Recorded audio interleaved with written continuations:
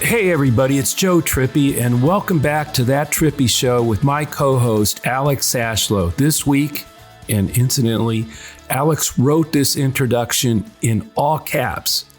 Why?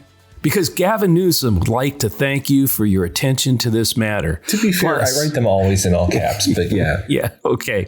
Plus, remember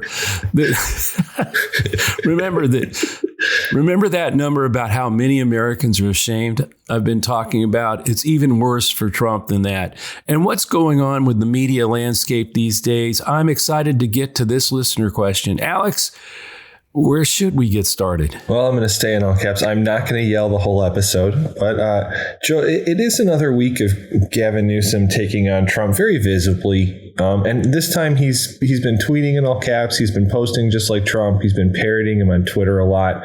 The thing I want to get to, two things. But first, it's weird. A lot of Democrats are like really upset about this. And I don't get it.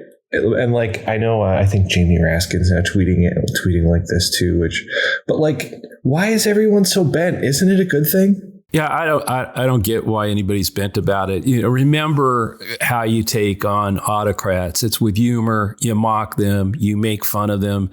They hate it, and they always make mistakes. And we're talking about autocrats, but with Trump, that's all, add an X factor to that. It's even worse. And look, the fact is the media landscape has changed, and we are in an attention economy. You either have to get attention somehow or be where people are paying attention. So it's really interesting because Newsom has sort of triggered people on both those. Remember when he invited MAGA folks to be on his podcast, and that, or he went on MAGA related podcasts, and people, but he was where those people were paying attention. He was trying to get their attention so he could be there and get his message out to them. They may reject it or not, but at least that's what he was trying to do, I think. And now he's figured out how to get attention from, again, the number of people who are pushing these memes around with Gavin Newsom. He's reaching far beyond even people who are politically active. Just about everybody has seen, a meme or something in the last few days. That's all. The only way you can communicate these days is to either be where people are paying attention or do something that gets their attention. That's why I think the No Kings rallies were so important, because for that day, those couple of days, it really got people's attention, got them to focus on a message about what Trump was doing and why America needed to stand up to it. I think Gavin's doing the same thing. He's getting attention. He's drawing people in. And that's a good thing, particularly for a party that's kind of like it's still, I think, for the most part, stuck in the old communication, thinking that if you can get on CNN or get on the evening news, that's going to impact something. It's like the evening news, it's a half an hour and no one watches it, unfortunately. No, this is how you get attention. I think the interesting thing will be, can you do that with real policy? In other words, okay, so I understand, I think this is an incredibly good thing to do. But I think on the other side of this, can you get that same attention when you're proposing how you're going to govern or proposing new ideas? But I think this is a very important first step for Democrats to start looking at how you actually communicate in this environment. I mean, and don't put the parody part of this aside, right? I mean, as we've learned so many times, that we've talked about so many times, it actually kind of boggles my mind that like how few people really understand that you have to take on autocrats with humor. You have to make them embarrass them. You have to call them out. Like, it's such a critical part. And so when you see someone doing it, don't tear them down.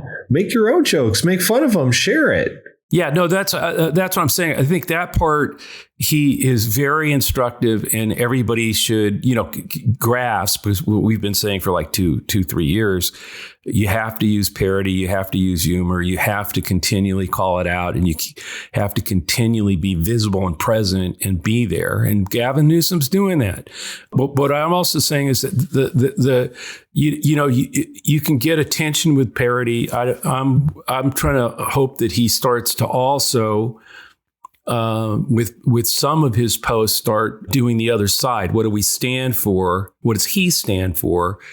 And I think that's not parody. That's going to be interesting to see how you do that and still get attention. So, but I think on this side of things, taking on Trump, he is right on, and it'll be interesting to see if he can also translate that to the other side of the argument. What are we for? What are we doing? Here, it's clear, and I think, by the way he's set up the California fight and done it with nuance, that this won't pass without a vote of the people, and also it won't go forward if Texas doesn't do this power grab. So it's not just, it's very interesting how he's done this, and I think people should be applauding it and not and not arguing about it. But but hey, this is the Democratic Party. This is how it works. So let's talk about the party a little bit. So for our listeners, the most common questions we get is either sent in via email, which you can do at thattrippyshow@gmail.com,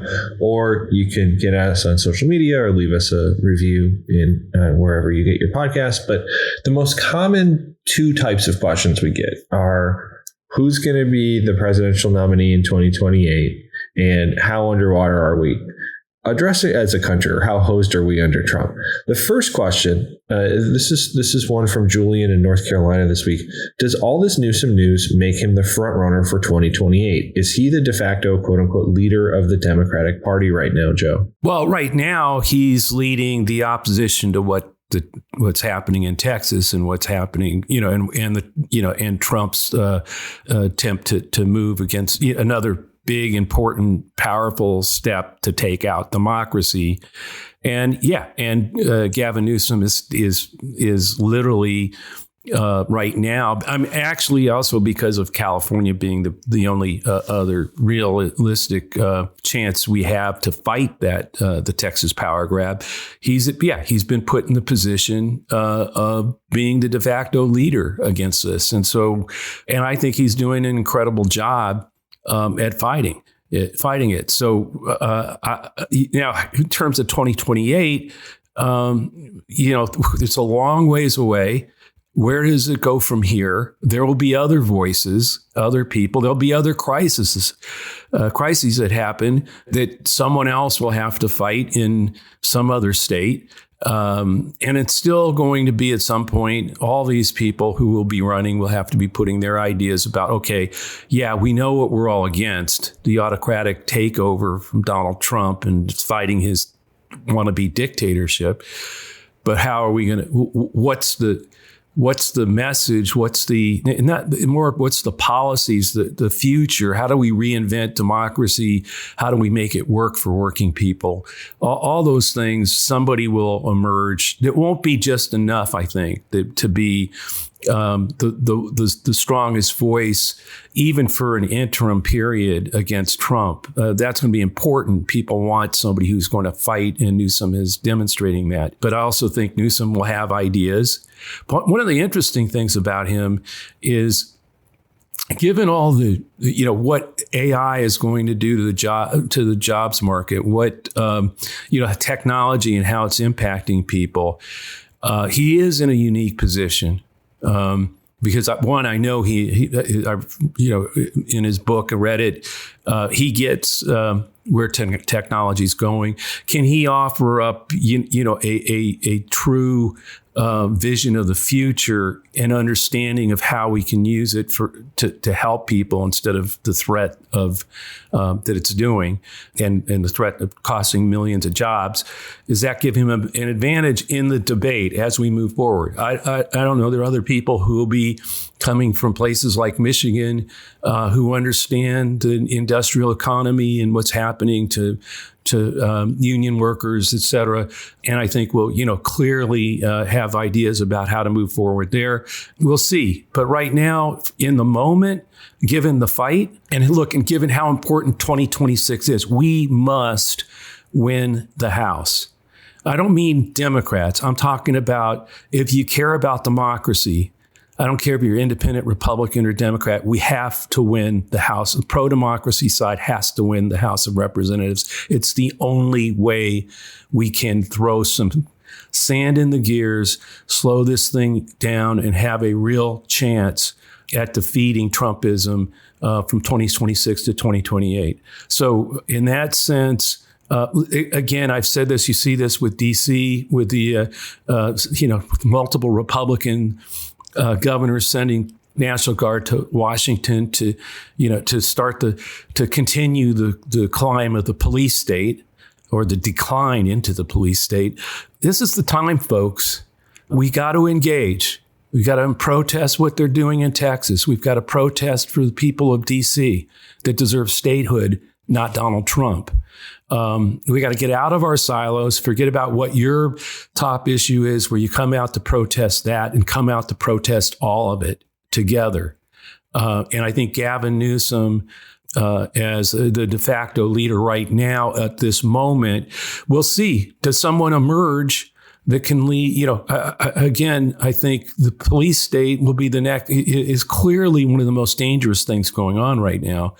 And as much as Gavin has gotten the focus on what Trump has been doing and what the Republicans are doing in Texas and the power grab of House seats, which is really important given how important 2026 is, where it isn't helping, sort of just taking away from the one of the other real threats, the police state, that clearly Trump is going down that road. And will that trigger another moment where someone has to step up? And it might be Gavin Newsom, it might be somebody else, but there's so many fronts that we have to fight.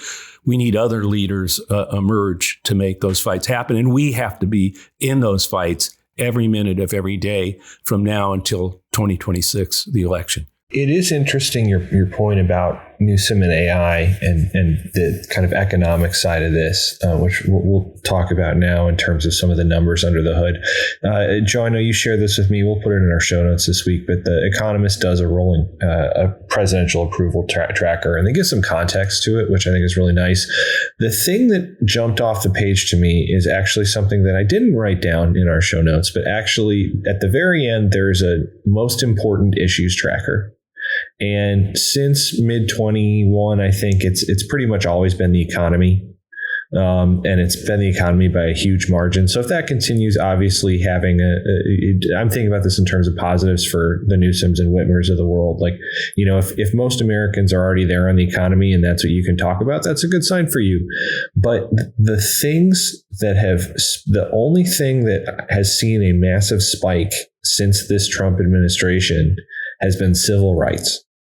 It consistently was around 8-10%, and it's at 15 and climbing now. So over a 50% increase in a lot of cases. And to your point about the police state, I mean, this is where it's going, but you're starting to see we're now up to 15%. I'm guessing that's driven mostly by Trump opposition people. But as long as that's in the forefront, that people are going to need to keep talking about it.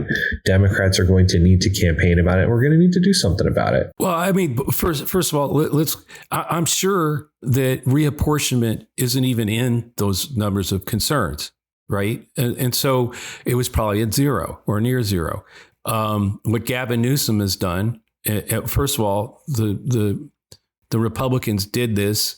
The first thing that got people's attention was when Democrats left the state to bring in, that brought attention to it, made it the number one story.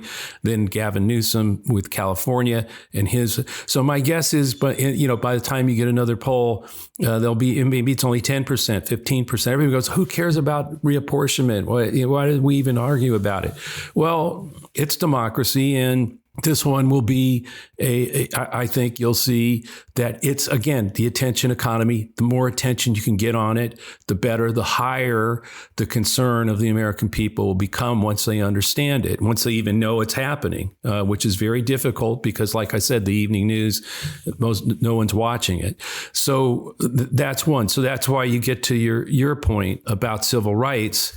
Again, I think the first time people maybe even started to think about it realistically was when people were getting picked up off the street, no due process, shipped off to El Salvador, their heads shaved, all that good stuff. Alligator Alcatraz, and now the rise, the clear, visible rise of the police state with military vehicles, stationed outside Union Station, the train station in Washington, D.C., and all over the streets with troops. And so that coverage is starting to raise the bar and get more people to to open up and go, wait, this really is a threat. This really is happening. That's what I mean. We have to continue to. So a day of protests against the police state or for the rights of people will raise that attention, and more Americans will get it. And again, it's adding to the numbers that are already out there. You can't be a spectator anymore, not on any of it. You can't be a spectator to the reapportionment fight. You can't be a spectator to what's happening on our streets with the police state, with any of this stuff. No more. This is not like, I think part of what's happened is people believe that retweeting something, that aligns with taking on this stuff. You got him. You dunked on him. That's what you did. You got him. That's what you're done. You don't have to worry about it anymore. Right. That's, I mean, so what I'd like to see happen with Gavin, for instance, is yes, there's tons of people actively pushing his information, amplifying it online, and think that's it. They did something good for democracy. No, I mean, that is true. But now I'd like to see Gavin, get people to actually come out and do something, whether it's peaceful protests, whether it is, one of them will be the people of California actually voting to allow this redrawing of the lines, which is a big difference between Texas and California. Gavin isn't doing this on his own. He has to have the people of California to go along with him. So I think getting the people active in the fight, I think is the reposting of Gavin's stuff, the amplifying is great. It's helping reach a bigger audience. It's helping wake up people. But we need to get more active and visible in the streets of the country and engage with a lot of these. Well, hopefully we'll get into this in a second. There's a lot of people falling off of support for Trump right now, or questioning their support for Trump. It's time for us to get active talking to those people, even if we haven't talked to them for years. Well, let's go there now. I mean, Joe, I know there's a number you've been talking about the last couple of weeks from Zogby's polling, and I'm just going to quote him here. He says, "These are the worst numbers I've ever seen," unquote, about the "Are you ashamed of Donald Trump as your president?" 51% are ashamed, that's what he's talking about. But Joe, it's much worse than that if you start looking under the hood. Oh, yeah. I mean, only 23% of independents are proud that Donald Trump's their president. And an amazing 57% of independents are ashamed that Donald Trump's their president. Now, lest you think that this is, they've just started to ask this about Trump, and it's like, it's a loaded number asking you if you're ashamed or not. First of all, two things. Everybody polls, do you approve, disapprove? And it's a big difference between saying I disapprove of somebody or I'm ashamed of them. Or I not only disapprove of him, but I'm ashamed of him, one. Two, so a 57% of independents saying they're ashamed he's their president is a big number.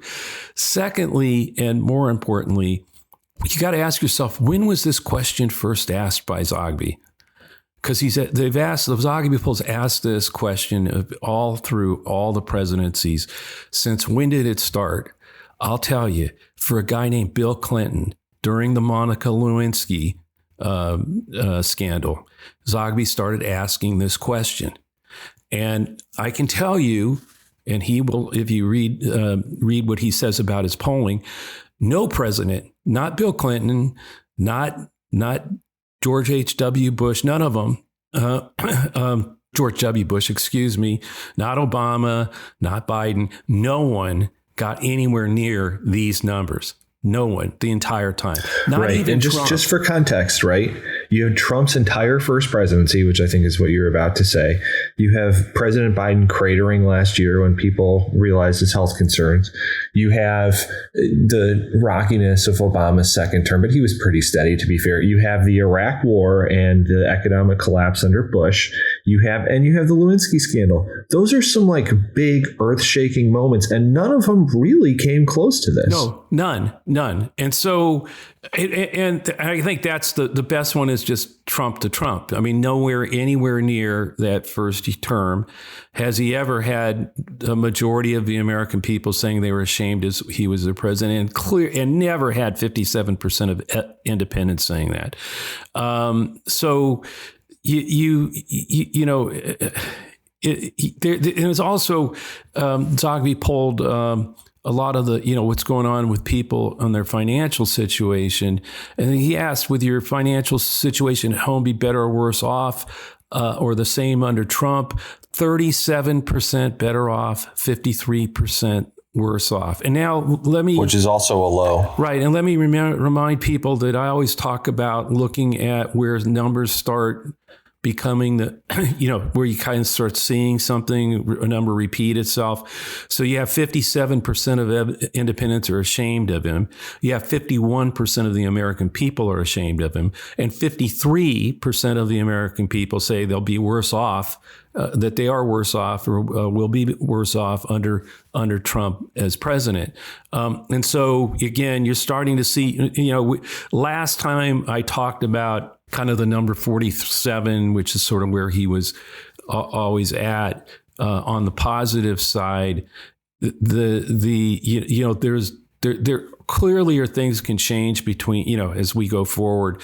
But I've never seen the once you get to I'm ashamed of you, it's tough enough to get back from I'm unfavorable, I don't like you, but when you get to the I had this, we were polling the same question in a House race I did a long while back, actually. But the biggest indicator of the outcome was the word ashamed. When the people in that congressional district went over 50% ashamed of their member, that became the indicator that was going to be one of the biggest upsets in history, and it was for that district. But I've paid a lot of attention since Zogby's been asking this question, and to see it get to where it is today just tells you that there's big problems for Donald Trump and the Republicans who continue to enable and empower him. So I'm going to throw a few other numbers at you that I think really illustrate this, that the under the hood stuff that you and I always look at is just continually falling off a cliff for him. And then I have one listener question I want to get to today. I mean, it's things like tariffs are continually falling, the American perception of tariffs. 16-point majority agree that, quote, Trump's tariff policy is creating chaos and damaging the economy while raising costs for American families. Now, remember, if he's 16 points under on the murder bill aside, this is his signature thing. His tariff so far, and if you remember that by basically a 3-to-1 factor, the economy is the most important issue, it's bad. Then if you look at, in The Economist track this with respect to Trump and Putin's meeting. He's underwater by 15 points with foreign policy. That's not a huge surprise. I think he was at -2 when he started. But the real one is the inflation approval rating. He was +4 when he started. Americans were kind of okay with what he was going to try to do. He's 26 points underwater right now. So he's lost 30 points on inflation and prices. And remember, if 30-something% of Americans believe the economy is the most important issue, I don't really need to hear any other numbers to understand where he is and where this thing is going. I don't know about you, but that to me says everything we need to know. No, that's right. And I think, you get this, you see how steep this all is, because they also asked about, what kind of news you're getting and things like that. And, basically, what's happening is that people are mostly, the American people, 44% of them are saying that they're hearing mostly negative news about Donald Trump. And 25% are saying they're hearing a mix, and 22% are hearing that they are hearing mostly positive news about Trump. So you've got, in this really crazy fractured media culture where it's very hard to drive through, just anybody just drive through a negative, positive on anybody. Actually, what you've got here is something like nearly 70% of the American people, nearly half saying they've only heard negative news about him. Another 25% saying, it's a mix. But the 22% who are mostly hearing only positive news, Trump, probably Fox and other outlets. But basically, it just shows you how much this is seeping in, that people are hearing about. And I think it's also, remember, in the attention economy, he's really good at getting attention. We know that. And so how's he getting attention? By putting troops on the street in American cities, by alligator Alcatraz. Oh, yeah, that'll get people to pay attention for a while. And it did. Let's do a power grab in Texas. So this is what we've been talking about the entire time. To feed the beast, to feed his base. And remember the polling that we got into that said 31% of the Republican Party didn't think ICE was going far enough. With all of it, throwing them in the gulag, sending them to El Salvador, splitting up families, alligator Alcatraz, that wasn't mean enough. We want more. So he has to do alligator Alcatraz and all these things and putting troops on the streets, all to feed that 31% of his own base that says he's not being tough enough, that the ICE isn't doing enough, even with all they're doing. When he does that and gets that attention, it's pushing, first of all, everybody else sees that as negative, which is why you got all that, and it's pushing away independence. I mean, Democrats were already there. I mean, you don't have to tell the 90% of Democrats that have always been repelled by this guy. They're not, maybe you can get them to 94, 95, but it's not going anywhere. The Republicans, what's interesting is he's driving independence away. And now we're also seeing cracks where, I think it was, in the Zogby poll, it was like 76% were proud of him. In this latest one, it's 72 or something. I maybe have the decline right, that it's declining. And I know it's in the 70s, but I may not have I may be wrong about 76 to 72. It might be 78 to 74, but he's declining with Republicans, and this is why. And so I think putting more attention on that.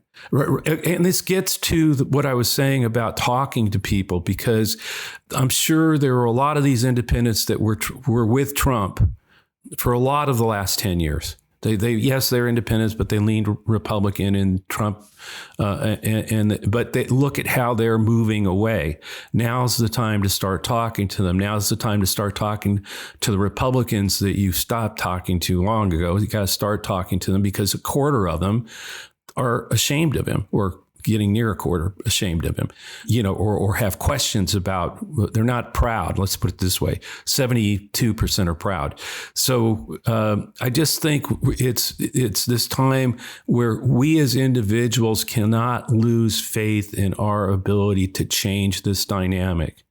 And that means not being a spectator, and it means really engaging, whether it's in the street in a protest or by having the courage or whatever it is to actually pick up the phone and call, invite somebody to lunch that you haven't talked to in years and actually say, to start talking, because that's what's really important right now. The other thing is get out of your silo. If your big concern has been women's rights, great. Don't just protest women's rights. Protest people in the street, the police state, protest what's happening in Texas, because it's all tied together. Texas goes, forget about women's rights.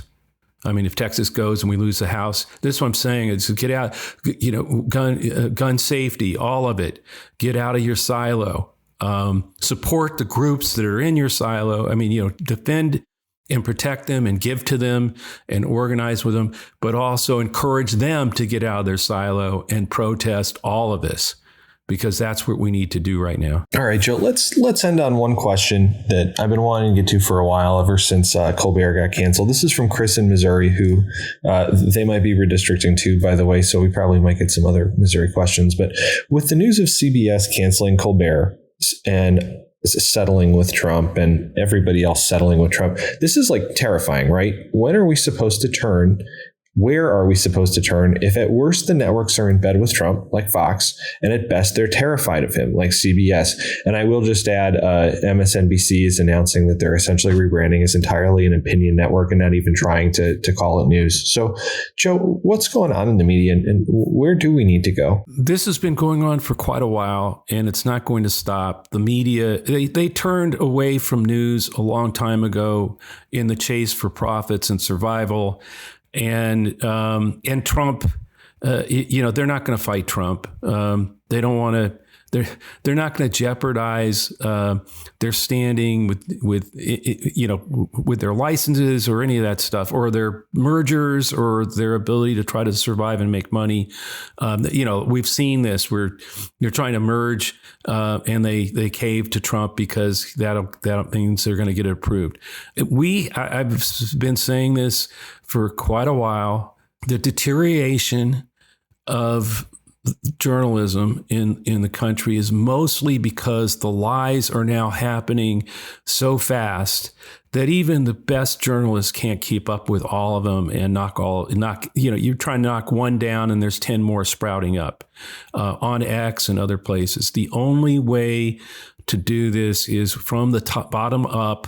We have to create a network of citizens where it's only human beings, not bots, not algorithms, and where there's the people on it are committed not to agreeing with each other, but the facts matter, that the truth matters, and that are able to have civil and arguments with respect to reach those two. What facts can we agree on? What truths can we agree on? What can we build together?